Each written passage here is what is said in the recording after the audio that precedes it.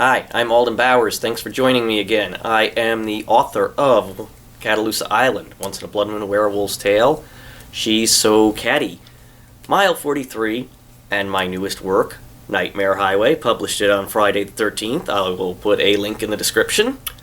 Hope y'all check it out because I enjoyed writing it and I know it'll scare the hell out of you. Today we are going to talk about adverbs and dialogue tags. Two things that a lot of rookie writers make mistakes on, and if you follow some of my advice, you can improve your writing a good bit. First, let's talk about adverbs. They are a part of speech, and they are a descriptor word. Adverbs modify verbs, adjectives, and other adverbs in a similar way that adjectives modify nouns. They usually end in ly. In fact, the word usually in that last sentence was an adverb modifying the verb end. But you probably knew that. Stephen King, in his excellent book on writing a memoir of the craft, which I highly recommend for any beginning writer, he points out that the, and I quote, road to hell is paved with adverbs, and compares them to lawn weeds. And I tend to agree with him somewhat. A lot of people tend to make the mistake of using an adverb to amplify a weaker verb when they should use a stronger verb. An example, instead of saying John ran quickly, say John sprinted. That can tighten up your writing a good bit and make things more concise. So always use that stronger verb when possible. Sometimes adverbs are unavoidable. Sometimes the word usually can creep in. That's one I tend to use a lot in my writing. Another place people tend to misuse adverbs is in dialog tags. Now let's talk about what a dialog tag is. That is the word John said at the end of a piece of dialogue, outside the quotation marks. Dialog tag has two parts, the speaker's name and the attribution verb. The attribution verb is usually said, but it can be other things. I like to keep mine simple. Said, asked, replied. That gives you a little bit of variety, but all three of those verbs are sufficiently bland and boring that they don't draw the reader's attention away from what's being said in the conversation.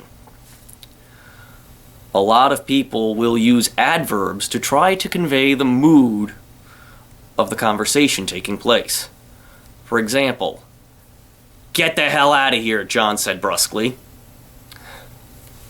Look at that sentence. Read it over in your mind. Do you really need the adverb brusquely in there? You don't. I think the simple words, "get the hell out of here," conveys the sense that John's not in a great mood, he really doesn't want to be disturbed. So just lose the adverb. A lot of other rookie writers try to get around this no adverb rule in dialogue tags by using strong attribution verbs. "Get the hell out of here," John shouted. Or any number. Gasped, exclaimed, yelled. Doing that's a mistake. That goes back to another writing cliche of show, don't tell. Let the dialogue speak for itself. Let it convey the mood.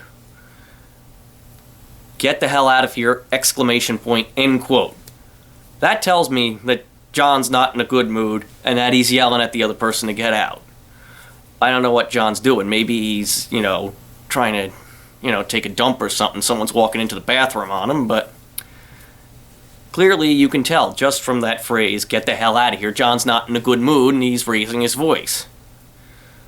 When you put those strong attribution verbs in there, you will get something that reads like a Hardy Boys novel. My brother and I used to laugh inappropriately when we would read the Hardy Boys, and the phrase "Joe gasped" was in there because it sounded so much like gassed. Of course, being young boys, you can imagine how we came up with that. So keep your dialogue tags simple, and try to avoid them entirely if you can. You should, if you're writing well, be able to identify the speakers just by how they speak, their word choice. Or, another way to identify your speakers is to use a beat. That is a sentence in which your speaker engages into some type of action before they speak. For example, Joe took a sip of his beer, said, "You know what? I'm in no shape to be driving tonight. Take my keys." Jill scooped the keys up off the table. "Thank you. I agree with you on that one." No dialogue tags necessary, yet you can tell who's speaking. So try to minimize, as, to borrow a phrase from Limp Bizkit, the he said, she said bullshit. So anyway, that's my video for today. Like and subscribe. Questions or comments, put them below, and ring the bell to get updates. Sorry the show has been on hiatus for a little while. Hoping to get back into doing this again weekly. Alright, bye-bye.